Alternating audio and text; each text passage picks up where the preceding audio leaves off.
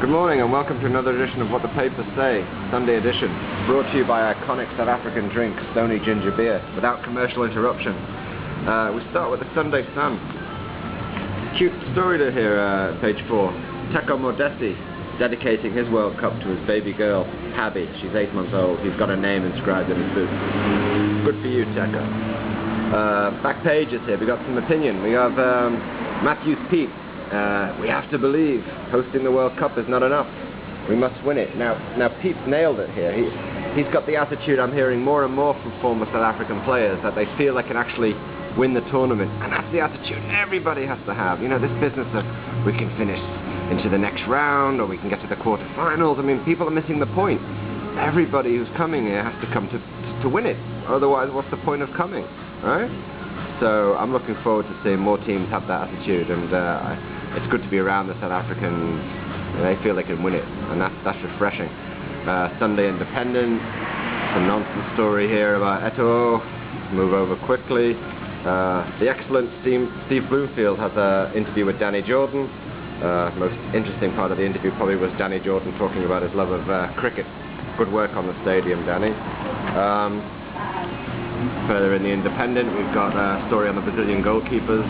Cup hopes in safe hands. I think the story that's yet to be told will be the South African goalkeepers. I think they're something else. I think they're very, very good, and will fly in the face of all this business about African goalkeepers. You know, like being the Scottish goalkeepers of the past. Looking forward to seeing those boys. Egg Chasers celebrating their victory in the Rugby Cup. More terror. This is a Murdoch paper. Our boy Pienaar on the front. Messi. Good story in the opinion pages here by Mundley Makiana. Nothing kills the joy of soccer like a bunch of wailing vuvuzelas. And his main point is that they take away the spontaneity of a sing-song at a match. And that's an interesting point. Good point. I mean, you know.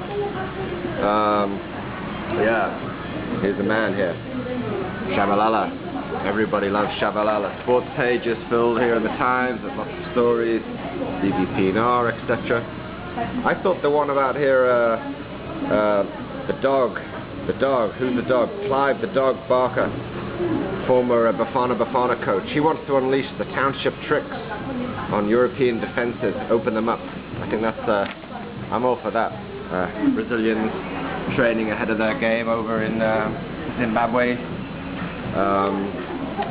More know your enemy. That's the thing that bothers me. Everyone, and I mean everyone, who talks about Uruguay only talks about Diego Forlan. British, European, American. I've seen all the medias, I've read all the papers. When they talk about Uruguay, they know nobody else. So I think they're in for a surprise. Art section, lifestyle, more footballs around Africa. Although here's some, as well as interesting photographs, some interesting stories. We've got a Mama referee here, lady here from Democratic Republic of Congo.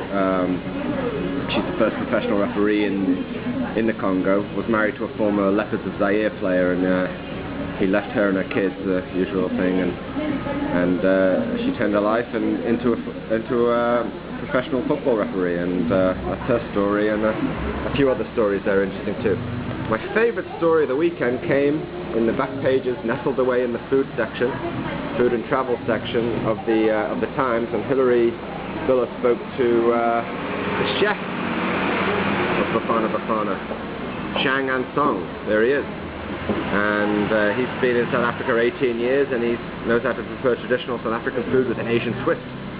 He makes excellent homemade hamburgers using lean beef, and he's got things under control. He's got a 24-hour surveillance camera on the fridge in the team hotel. He's got a good collection of sous chefs here. Look at these characters. Yeah? And the senior sous chef is a chap called Abraham Mokgeti. And he's delighted to be a part of the team, he says. And I quote, "If they score, I've scored already.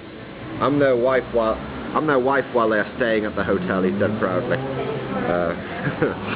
The favourite snack of the players is a Cajun chicken and avocado wrap. And finally, the weekend FT's floating around, and I've got to give a shout out to my boy here, Peter Alleghi.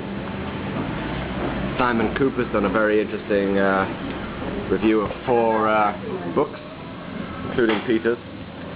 And if, to quote Simon, as I will, "Nobody understands the background to African soccer better than the Italian-American historian Peter Alleghi.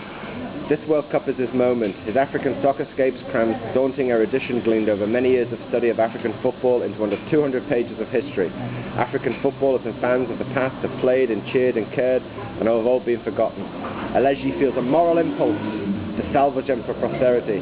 He provides moving vignettes," and so on. Wonderful, wonderful review of a great book, and check out Peter's blog, footballiscominghome.info, and that's your Sunday morning papers, all the way from Cape Town.